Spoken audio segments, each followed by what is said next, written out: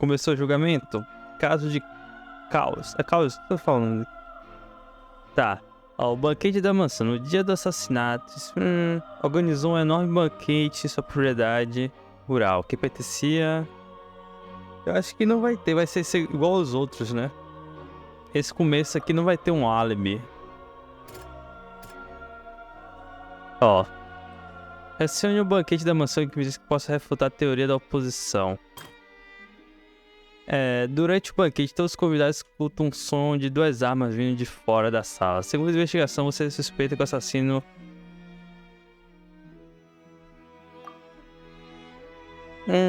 Tá. Isso aqui vai ser a noite chuvosa, 3 anos. Tá. Pô, não quero... Eu tô sem paciência pra pensar, mas isso aqui foi o tio. Não é o tio? The testimony of the victim's family confirms that Jacques had thoughts of assassinating Callas when he set out for the banquet. However, in the end, he reconsidered and instead shared everything with Callas, hoping to seek the latter's protection. Unfortunately for Jacques, the true culprit had already considered this possibility and had sent out another assassin. Ok, eu fui... Ele tinha desistido, né? Por que tá com a carinha feliz aqui? Ó, evidências, ó. Quando todos chegaram, o suspeito... Ah, isso aqui provavelmente é... Pô, 2 cliques, isso aqui, ó. É a tinta, não é? Calma aí.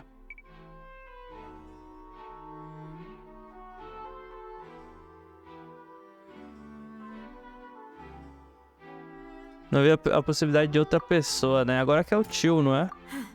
Não é o tio? Foi tudo já aí, velho. É a história. Roupas não identificadas. Eu tô com preguiça, tá? Muita preguiça aqui, velho.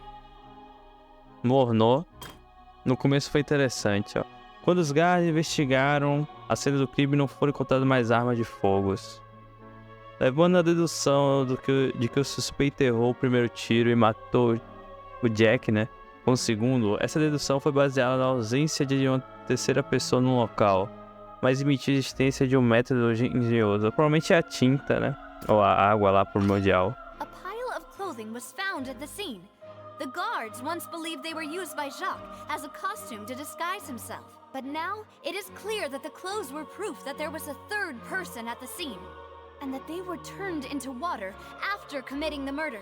Since it was raining that day, the culprit was confident that they could use the rain to wash away all traces of their dissolved accomplice.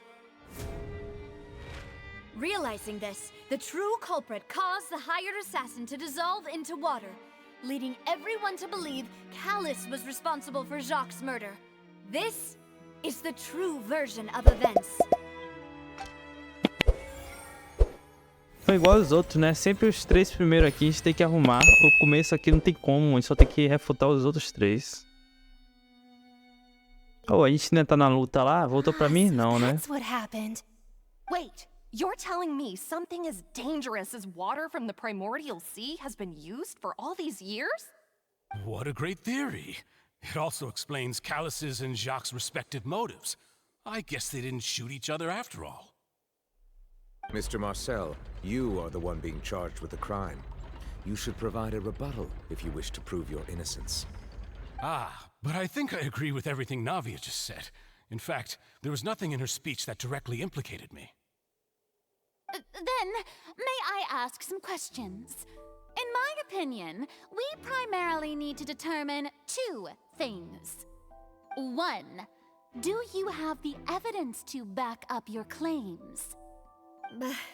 I'm afraid not. At least not at this very moment. Não ainda, hein? If you don't have any evidence, you should just go home. Pô, volta pra mim lá no buraco, velho. But I know where I could go to collect it. If we look up the deserted clothes against a record of people who went missing around the same time, we should be able to find a match. Considering the serial disappearances case, the guards probably kept careful records of all missing persons from around that time, regardless of age or gender. That makes sense to me. Monsieur Neuvillette, I would consider this to be a reasonable investigative direction. Why do I feel like Farina's acting a little differently today? Maybe she's scared of embarrassing herself again? Alternatively, she's become more diligent after charging an innocent citizen in the last trial. My second question has to do with the ensuing duel. If the truth is indeed as you described, then why didn't Mr. Callas explain himself in court? If he had testified that a person had been dissolved, he could have at least Mas como ele mounted a provar? defense. I've thought about this too, and the answer is actually pretty simple. He felt there were things that were more important to him. The dissolving power of water from the primordial sea is an important secret for the true culprit of the serial disappearances case. My father could have exposed it for all to see, but he chose to take it to the grave. At that time, Spina di Rosula was in dire straits, and his reputation had already been shattered. He had no guarantee that going forward with the truth would allow the culprit to be brought to justice. What was certain, however, was that it would paint a gigantic target on my back. Boss once told me that Demoiselle had already been selected as the next target of the serial disappearances case. What? If the secret had gotten out, the culprit would have fought an all-out war with Espina right there and then. I wouldn't have been the only one in danger. All of us would have stood to lose our lives. Of course, the guards might eventually figure out the truth of the matter and determine that we were in the right. But what good would that do? How can a hollow verdict protect anyone?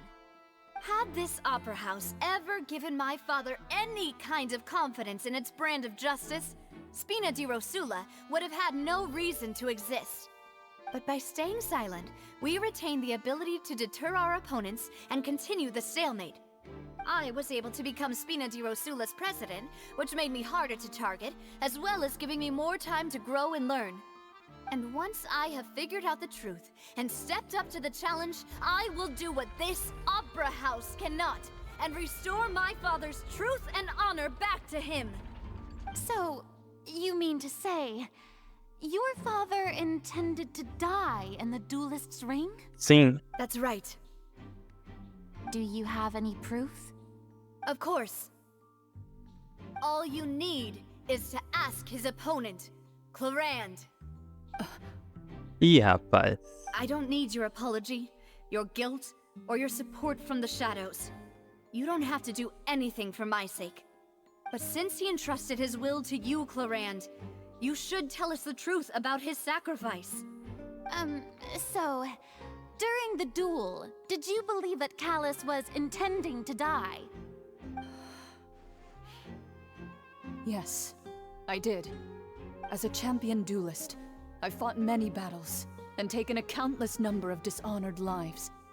In my line of work, I've seen all kinds of people give their all for the faintest hope to continue living. Some were determined, others passionate, and some even manic and twisted. Just one look and I can tell if a duelist is hoping to live or if they're looking to die. I hereby swear on my name and honor as a champion duelist that Mr. Callas never intended to leave the ring alive. Ué, Since doeu? Você já that's sabia your dessa resposta? testimony, I have no more questions. It appears there really are good grounds to reopen this case. I concur. However, Miss Navia, you still have not explained the link between your father's case and the serial disappearances case. Right? What she said was fascinating, but kind of beside the point. Wait, weren't they just talking about the serial disappearances case? Of course, Your Honor. The two cases are connected via a matter of timing. In my father's case, the culprit intended to kill both Jacques and Callas. As a result, they planned to act after hearing 2 gunshots.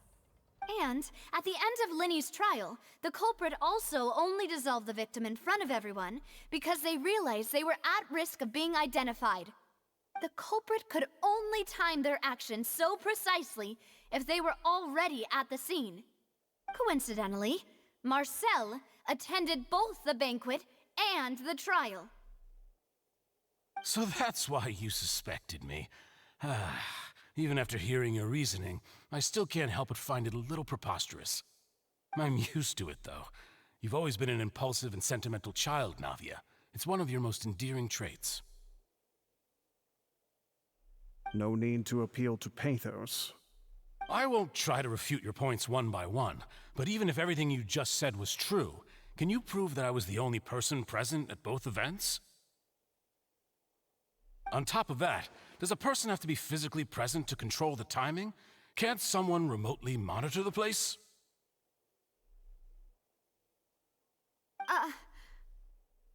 Então a gente está lá, né? What she can say to that? I know that even with that, you might still think you can reduce the list of suspects with some further investigations until I'm the only one left on the list. Alas, who won't feel at least a little hurt by an accusation of murder from a girl you see as your own daughter? But if I were to dismiss this completely, you'd also think I'm not being considerate of your feelings. Ah well, let Uncle Marcel teach you another lesson. Do you know what the biggest flaw in your reasoning is? I suppose you're gonna tell me anyways. It's timing again. I'm a businessman by trade. From that standpoint, there's no reason for me to kidnap young women. It's a high-risk action with nothing to gain. In addition, I left my home in Snezhnaya when I was young to come to Poisson and work in some trade. My business only thrived when I received Callas' patronage. But the disappearances began before I ever stepped foot in Fontaine. I do apologize, Demoiselle. This was my mistake. Se acalme, meu guerreiro. It's not your fault. I'm sure he had come prepared. E eu lá não volta pra mim, não? Anything else you'd like to say? Would you like to check the date of my first business license against the first known case of the serial disappearances? You can also take a look at my border entry records, or ask my friends and family when I left Snezhnaya for the first time. Could those records and testimonies do something to appease the unspeakable anguish in your heart? Seems like she got the wrong guy. At this rate, Navia will be convicted for falsely accusing him. I think you've done a superb job of dissecting your father's feelings as he neared the end of his life. But aren't you going against all of his wishes and expectations right now? He wished for you to become more rational, collected, and conscientious, instead of dwelling only on your own feelings. Once you've learned to be more considerate of others' feelings, and to stop rushing headlong into things, you'd have met most of his expectations. This isn't just about me, and it never has been. The biggest difference between me and the rest of the victims is that I still have the ability to search for the truth, while that same agency has long been taken from them. The people whose families were destroyed by synth abuse, the people who lost their loved ones to the serial disappearances, and the people who suffered tragic ends due to their sense of justice. Many people's images are flashing before my eyes. I'm sure some are coming to those of you in the audience as well. And whose image do you see, Marcel? Is it a man named Vacher? Huh. Oh, so you do know that name. I'm merely surprised you'd suddenly say the name of someone I've never even heard of. Por que ficou surpreso? I was waiting for you to say that. Pouco antes de entrar na base de produção do Rose. Do Rose. De Rose, né? Um pouco antes não, pô. A gente tava entrando. Nem sei o que aconteceu, mas a gente tá em algum lugar aqui, velho.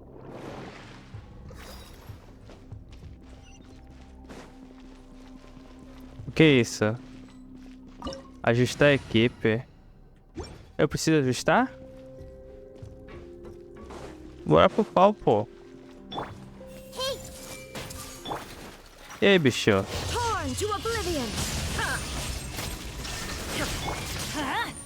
Já foram.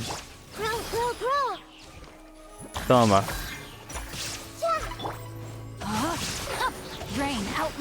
Acabou. Ativar. Isso aqui faz o quê? Estamos subindo. Até que fim é uma luta, né, velho? Até que fim, velho. Tem mais alguma coisa aqui? Não. Olha os peixes. Paimon thinks we need to go up, but Paimon doesn't see a way. Ih, vai ter um mecanismo. Let's take a look around. Maybe we'll find a hidden mechanism that'll show us the way up. Vai ter sempre um mecanismo, né? Pra eu quebrar aquilo ali, eu preciso de você, meu guerreiro. Desculpa. Quebramos. Tudo debaixo d'água. Vai, anda. Tô com o conto ativado. Só voltar, essa porta vai abrir. Vai subir água ou vai descer água? Tá subindo, né? Tá subindo.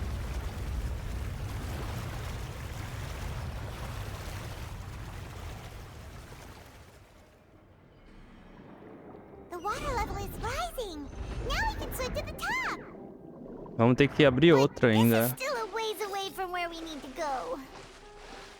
Eu vi, Paimon. Eu percebi. Mais cachorro, monstro.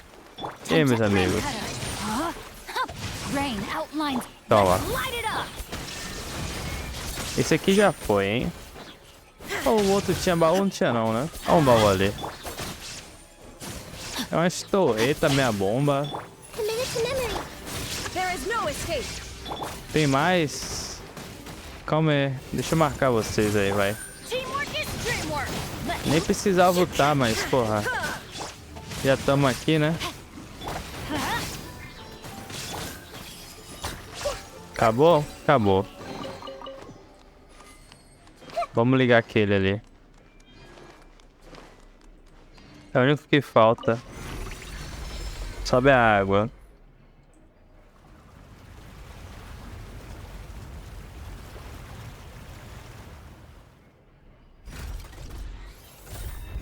Um pouco de ação, tô precisando, pô.